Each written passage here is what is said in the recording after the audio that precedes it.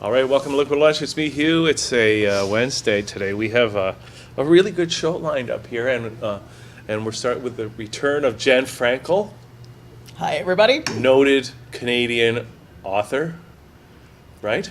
Yeah, absolutely. You've got a whole bunch of If you haven't heard of books. me, what's wrong with you? Yeah. Exactly, right? And this maybe, hard to believe that if this is the first time hearing about Jen, it won't be the last. And it's interesting because we kind of have a theme developing today. It's kind of right? cool. We do, yeah. And I'm not sure if it's dystopia or if it's veganism. Right, or if it's Utopia, because you guys, and we have JF Garrard joining us as well. Yeah, it's nice to be here. It's great to have you here. Thank you. And of course, now I know Jen's written a lot of books, but have you written a lot of books as well? A couple. I wrote like a East meets West vampire book. I have another book on self-publishing, a couple of short stories. I'll be in the Woman in Horrors Month magazine coming out soon. Horror? Yeah. Okay, Yeah. just checking. Oh, my mom's not going to read any of it. She already told me. She won't? No, she said I'm a twisted individual, and I'll Is that what she said? Yeah. Like, Yeah. is your relationship like not good as a result of your No, she's twisted a- imagination? Dragon mom, typical Asian mom, and Right, so, I don't know. I was never a doctor, so I've already failed anyways. Oh, I see. I'm a failure in life. I get I'll just it. admit it now. so that reminds me of a joke that Woody Allen made. He's trying to impress some girl, and she asked him what he did for a living, and he said that he was a writer, right? That wasn't the joke, though. It didn't go. It did not go over well with the girl, right? She kind of looked at him like, and went on to the next guy. So then he learned his lesson, and so the next time that a girl asked him what he did for a living, he told her he was a dentist. Same kind of thing. So Yeah, same kind of right? thing. Yeah. So I how guess it did depends on the girl, though, because I would have gone for the writer over the dentist. dentist? Yeah. Yeah. The relationship Depends. probably wouldn't have lasted either way, but, yeah? Okay, so you didn't become a doctor, and you wrote a. What do you mean, East meets West vampire? Well, I mean, I grew up on a lot of Hong Kong vampire movies. And there is vampire mythology in China, but it's very different from the European version, right? So our version is based on Taoism religion. Yeah. So it's about how back in the day people would commute, right, in Eastern China to Western China. And let's say you died in the West. Yeah. So how do they transport your body back to the East? Is they figured they'll hire a Taoist priest and they infuse chi energy into you, sort of like the Force or whatever. And then at night you hop back home. Oh. But then if something goes wrong, then you kind of become a vampire and you sort of eat people. You take energy from people. It's all Interesting. energy. Well, that's interesting, right? So it's a totally different concept. But I couldn't find a publisher, so I ended up opening a company and doing a Kickstarter because people were like, vampire mythology is so ingrained in European mythology. It's very difficult to put in new, other mythologies into this. So you had to do your own publishing, and now, okay, so now you guys together have put this book together. I'm going to hold it up. It's Trump, Utopia or Dystopia. And did you publish this on your label? Yes, it's published under Dark Helix Press. Dark Helix, okay, so it's a real, this book feels and smells like a real book. You know what I mean? So you're doing something Yeah. right, Yeah. JF. Yeah. Okay. I should say Yeah. that this is Jeannie's project. Like Jean initiated Yeah, this. Jean, yeah. Jean. Yeah, whatever. I call JF. her Just Jean, do it. but it's like She gotta go back to work. JF. So this lady beside me, she initiated this whole project and she kicked it off with a Kickstarter as like the other one she was talking about. But you had another one going at the same time, right? Yeah, I was finishing another book on Canada, so Canada 150. So I was thinking, it'd be nice to do two at once. So one on Trump and one for Canada. Yeah. But the ratio was like 100 to 10, I think. What do you mean ratio? I mean, people wanted to send in stuff about Trump compared to Canada. Oh. Because I was asking sort of the same thing, like a futuristic, what will Canada be like? And I don't think anyone gives a shit. But anyhow, got a couple stories, so that will come out later, but that one's a much Okay, smaller so book. it's still going to happen. It's still Canada, maybe for Canada 200. Yeah, but which I I've been think- waiting for since 1967, by the way. You should have been like me. I decided to wait for 1984, and that came and went. Like, got that over with. Yeah, no, I remember when it was 1984 was far in the future, and that was supposed to be dystopian, right? Did not work out for us. And now here we are, 2018, and we still have the choice: Utopia or Dystopia. I choose Utopia. Well, maybe I should sort of explain how the project started.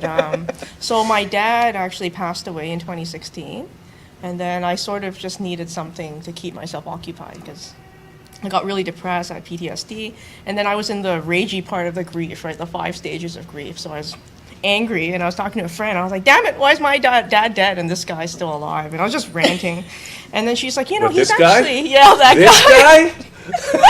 you know, like, oh, my dad was such a good person, blah, blah, blah. And then she's like, actually, he's a really good dad when you think about it. He got Ivana in the White House, his son-in-law's in the White House. He takes care of his family, man. He doesn't support the daughter who didn't please him. That's just what a dad is supposed to do. And then we sort of talked more about, you know, is that enough? Is it good? Is it enough to be just a good dad to your own family? What about the rest of the world? So there was a lot of philosophical discussions.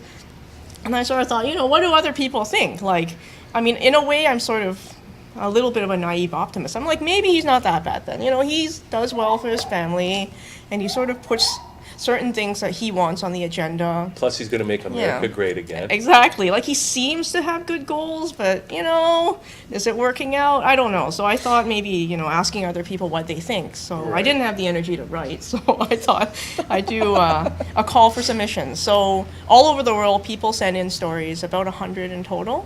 There were a couple Canadians in there, maybe 3 or 4 Canadians, but mostly in the US and UK. There were 2 from Australia. Some So- from the Middle East. Yeah, And they're all one from about, Middle East, yeah. so they're all, like, what are they, fiction? Like short stories? All fiction. Speculative fiction? Three speculative poems fiction. as well? Yeah, some Yeah. poems. And that's Yeah. where the money is, you know Oh that. my God, yeah. Poets are raking it in, provided they can get a recording contract. Yeah. So the results have been varied. Like there was one guy I had to turn him down because he was hinting that Trump might have a Russian connection, and I'm just like, I'm sorry, Trump beat you. So you know your story just. And didn't now make what's it. happening? No, It's I all know. coming out It's in all the. blowing Did up. you really? Yeah, You could I have been with Malcolm rejected him. Nance I'm on the like, sorry. vanguard of that whole thing. Wow. So now you're both obviously pro-Trump. Absolutely, yeah. So Because we like the world to be interested. Actually, we're very big on fake news because, of course, as fiction writers, that's all we produce. right. Oh, I was just gonna say I like his hair. Did you see last week they said it might be a wig? It blew Oh, off or no. something like that. I don't I'm know. sorry. There was any doubt about that it wasn't Oh, I thought that it was a comb natural. over. Yeah. Right? The comb over. It's an Yeah. extreme comb over though. Like it's you heard that they actually sutured his skin to pull his hair up closer to the top of his head yeah. Well, Yeah. whatever it takes to be. to be totally sexy. Did you hear that big I explosion? did. Yeah, it's because people know we're talking about Trump. That's the beginnings of the protest We're gonna right have to there. go look out the window after this interview. Okay, so you got a bunch of short stories in here, speculative fiction. Were some of the stories like kind of painting a glowing picture of a future influenced by I think- President Trump? The most positive one I think was written by an Aussie from Australia, where he talks about Trump being a wizard. So that was his inspiration. Like a real wizard. Yeah, like a real wizard. It's based, you know, on the Wizard of Oz. So Dorothy lands in Oz and Yeah. meets the wizard, who happens to be Trump. Surprise. Wearing a Make Oz Great Again Yeah, hat. and he's like giving out stuff, you know, because he's the wizard. Yeah. So he was saying how Trump reminded him of Wizard of Oz because he's making all these promises. Everyone can fulfill their dreams. So I think that was the most positive story. Did you have to knock her slippers together at the end? I don't think Did so. I she- think they flew home in their private jet or something. Yeah, they did. Oh. Yeah, they just had to. Because he'd crashed in Oz. Yeah. His jet had crashed in Oz, so he just put the Munchkins to work. And Okay, so it's an anthology. Now, Jen, how did you get involved? Because so far it sounds like it's all JF. well, JF and I, we met on the comic book convention circuit, as you do. We both are authors, so we ended up on panels together. I can't remember if it was Ad Astra that we met at. I think it was Astra, yeah. We did an independent publishers panel together at Ad Astra, which was really fun, and we all got to do readings, and I'd known one of the other authors that she publishes, and Derwin read at the reading too, right? yeah. So we kind of connected through that, and I think I was the only writer she could find that said yes, because I didn't have my, I wasn't focusing on my own work at the time as much as I No, should. that's not true. So you No, said I was yes? really thrilled. I was really thrilled when she approached me, and I did come in quite late in the process. I didn't see any of the other raw stories. There were only a couple that I actually worked on, doing substantial edits. Jeannie did all the real substantial working with the writers, and I did most of just copy editing and typesetting. Oh, I see. Well, one of Yeah. the things was I was open to anyone. So some writers that came and didn't have much experience, so we spent months cleaning up and trying I to get them see. to rewrite a couple of times. That's I'm just curious. Why did you? Why? Because that's I know what that's like, right? Yeah. And especially, I mean, were you paying these writers? Yes. Some of them actually decided to donate towards marketing, so Right. not everyone got paid. Some Oh, of I them were see. like, you know what, spend the money on marketing. We want you to go crazy Yeah. and just go out. I mean, as an indie company, I wasn't paying much anyways, and I'm presuming most of the writers have full-time jobs, so it was their side thing too. They're not full-time. But at writers, least you most of them. can, by paying them, at least you can tell them kind of You're a what to professional do writer. editing Oh, wise, yes, yeah. right? You Yeah, have- I have to say all of them were fine for editing. I mean, Yeah. I've edited other things before. I edited Rice Paper Magazine for the Asian Canadian Writers Workshop, and I've encountered people where they're like, "My writing's perfect." no, Where I you- know. and They're, you're just they're all like, that. Yeah. Well, see you later. Yeah. Or good luck with that. I have to say though, this anthology is just and I'm saying this trying to sound as completely unbiased as possible because I am involved in the project, but there is some spectacular writing in this book, and there's just so much variety and so much entertainment value. I'm just so proud to be part of it. There's everything from finding out that the reason that Trump built the wall was to keep the zombies out, but nobody was going to believe that. Yeah, so you had to keep it a secret, To you would like this one. There's what's the project? What's the what we thought was the secret UFO program to keep everything? Roswell? Yeah, Project Blue Book. yeah. Okay. So there's actually a story built around that they've the people that have been keeping all the UFO secrets secret decide that it's finally time to bring those out into the public, but because Trump is the president they do it under, nobody believes them anyway. Oh. So you'd actually really enjoy this. No, There's I'm some trying to great- wrap my head around that because Because when Trump announces that there's really aliens, everyone just assumes it's more fake news. do you guys really believe in aliens?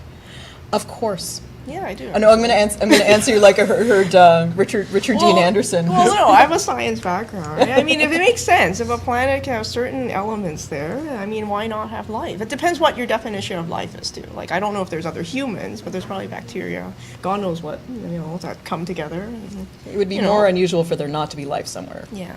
Yeah. Well, that's a whole other conversation. Yeah. Actually, we have the president of MUFON Canada coming here tonight. That's cool. Yeah. So we'll ask him. Yeah, we're not authorities on that. We're authorities on fiction. No, listen. Not Okay. Can you read just a bit?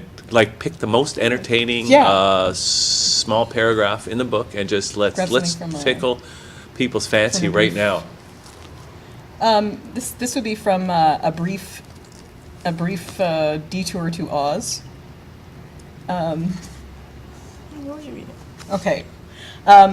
So one of the first, when Dorothy arrives in Oz, she comes in her truck with Toto. She's just been fired for work by accidentally posting, oh, thank you, for accidentally putting the sign at the movie theater she works at. She misspelled it as fantastic breasts and where to find them. So she got fired for that. Did she drive along the yellow brick wall? I guess Know what I'm so. saying? Yeah.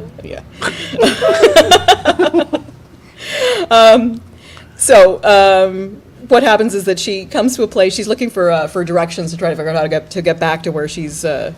She's going to the Emerald City on the advice of Glinda, who suffers from resting witch face, and looks meaner than she really is. So the unfamiliar roads confused Dorothy, and as Oz didn't receive an adequate GPS signal, she eventually decided to stop and ask for directions. As luck would have it, the first building she came across was the Munchkin County Fertility Clinic. Going in, Dorothy walked through a nondescript waiting room before finding signs of life inside of a doctor's office. A young man in a white coat sat behind a desk and spoke to a man who seemed to be wearing a suit and a pig mask. Their conversation was as follows. "I can't get the woman I love pregnant," said Mr. Pig unhappily. "Don't worry, our clinic specializes in treating this kind of problem," the doctor said. "What is your wife's name?" "I'm not married." "Oh, I do apologize. What's the name of your girlfriend?" "I don't have a girlfriend," the pig replied. "What's the name of the woman you're trying to get pregnant?" the doctor asked. "Jennifer Florence." "The movie star? Why would she find you attractive?" "She doesn't. She thinks I'm repulsive." "If she thinks you're repulsive, why does she sleep with you?" "She doesn't. That's why I can't get her pregnant." "So you came to this clinic hoping we could persuade this beautiful young movie star to sleep with you?" "That would be why I took the bus trip, yes." "Mr. Pig, this isn't a dating agency and certainly not a beauty parlor. The fact that you're repulsive to women isn't something we can change. This is a fertility clinic. We deal with problems that prevent men and women from successfully reproducing." "Being repulsive does prevent men from reproducing. It has been stopping me for years." And then this begins a raucous argument that ended with the pig threatening to sue the clinic for false advertising and the doctor throwing the pig out of the building. But Donald Trump manages, as the wizard, to solve the pig's problem. Oh, okay. It's a magical story. All right. It's a very magical story. I was wondering how I was going to get in there. So, okay. So now the book is not quite released yet, right? The ebook is out. It came out on Yeah. Christmas. Oh, the ebook. Jeannie's, to prove that writers don't have lives, we Yeah. decided to put it out on On Christmas. Christmas Day. Yeah. That's nice. A perfect last-minute Christmas gift. Yeah.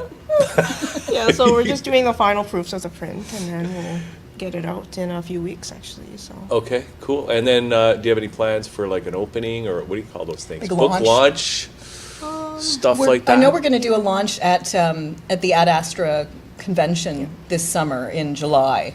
It's usually earlier in the year, so we kind of were thinking of that would be a great time to launch it, but it's much later in the year than usual, so we'll have a big party for it then. And where's that going to be? It's in North York, Oh, I'm gonna say Richmond Hill. Vaughan, Somewhere up there. that way, that's too bad. at a hotel, yeah. Sorry, just should probably say that story was actually that's the one by our Australian writer, Chris McGrain, Oh, A Brief Detour to yeah. Oz. That's cool. Did you put one in too, Jen? No, Or we neither of us have actual stories in it. Because you were both taking a little break from writing at the time. Yeah. Yeah. But we are going to be doing a reading together this Friday at Barrett and Welsh Advertising Agency. It's part of the Tartan Turban Secret Reading Series, which is getting less secret all the time, I guess. Well, this is the first time I've heard of it. Hey! What do you mean tartan turban? What's that all about? Well, Why the- is it in an advertising agency? I have so many questions. They're a proudly multicultural, positive agency, and the tartan turban seem to be the perfect image to combine Oh, I different see. cultures together. Oh, that's kind of cool. Yeah, Right? and- Do they have that on their logo? They do. An actual tartan A- turban? an actual tartan turban. Yeah, and I believe Gavin, who's the CEO, Gav- president of the agency, he's a poet too. So Oh, yeah. he ends every session reading us his poetry. Yeah, yeah. That's very cool. Yeah, it's a really wonderful event. That's funny because, I mean, it's like the whole world is getting mixed up cultural-wise. Like, I knew this guy, he was from Northern Ireland, and he was a staunch Irish Republican, but he was like Muslim. And he was, he was like, South Asian sort of, if you know what I mean. So you were- But he was a staunch Irish Republican from Northern Ireland. It's just a crazy world we live in. Well, I've heard the joke circulating that what's her name? The prince's new girlfriend, his fiance, Meghan. Meghan Markle. Yeah. They've been telling the Queen that she's Black Irish. Yeah, and I still don't know what that means. And I don't think that counts the guy from Thin Lizzy, right? No. Oh my God, that's arcane. Okay, so great. Now, where can people? Can anybody show up at this book reading at the Tartan Turban? Yeah, if you go to Eventbrite or Facebook, Yeah. you can find the Tartan Turban Reading Series. It's Tartan Turban Reading Series number 8, and I'm actually the curator. We've also got Rati. I'm not sure Rati Marotra I'm going to have to learn how to say her name better. Phenomenal Canadian sci-fi fantasy writer, JF, Elise Lee Goldenberg, who I think has been on this show Oh, yeah. before. Jennifer Venner, who wrote a really great book about death by cop in Toronto and mental illness. And and Diana So, who's incredible playwright. Okay, so when is that? That's Friday night. This Friday and night? it's free. What time does it start? 7:00. And you have to pay to get, no, it's free? Yeah, it's free. Do you need can a just, ticket or an RSVP? Yeah, it's good if you sign up on Eventbrite. The space only holds, I think, 30 to 35 people. So Now, what should they look up on Eventbrite?